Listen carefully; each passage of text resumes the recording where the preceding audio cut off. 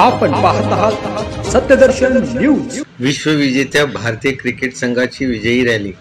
T20 विश्वचषक जिंकल्यानंतर भारतीय संघ अखेर भारतात पोहोचला आहे। भारतीय क्रिकेट नियामक मंडळाने विश्वविजेत्या संघासाठी विशेष विमानाची व्यवस्था केली होती, जेणेकरून रोहित शर्माचे सैन्य आणि प्रसारमाध्यमांनी मायदेशी परतता यावे।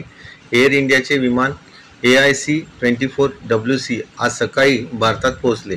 भारतीय संघाच्या स्वागतासाठी दिल्ली विमानतळाबाहेर चाहत्यांची गर्दी पाहायला मिळाली।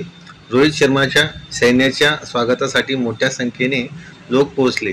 त्यांची 17 वर्षाची प्रतीक्षा आज संपली। भारताने यापूर्वी 2007 मध्ये तत्कालीन कर्णधार महेंद्रसिंग धोनीच्या नेतृत्वाखाली T20 विश्वचषक जिंकला होता। वर्ल्ड कप विजयी संघाचं 4 जुलै रोजी संध्याकाळी मुंबईत विजयी मिरवणूक काढण्यात येणार आहे।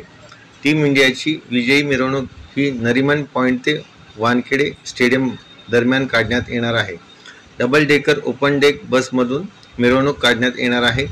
त्यासाठी खास गुजरातमधून ही बस मागवण्यात आली आहे।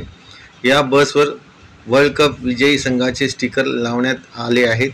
टीम इंडियाच्या मुंबईतील विजयी मिरवणुकीसाठी गुजराती बस असल्याची माहिती समोर आली आहे। मुंबईत गुजरातच्या बसमधून विजयी मिरवणूक निघणार असल्याची माहिती आहे। विजयी जल्लोषासाठी गुजरातमधून बस आणल्याची माहिती आहे। बेटच्या ताफ्यात एवढ्या बस असताना गुजरातमधून बस कशासाठी मुंबईमध्ये मिरवणूक काढण्यासाठी असा सवाल उपस्थित झाला आहे। 2007 मध्ये बेस्टच्या बसमधून विजयी मिरवणूक काढण्यात आली होती। आता मात्र गुजराती बसमधून मिरवणूक काढण्यात येणार आहे।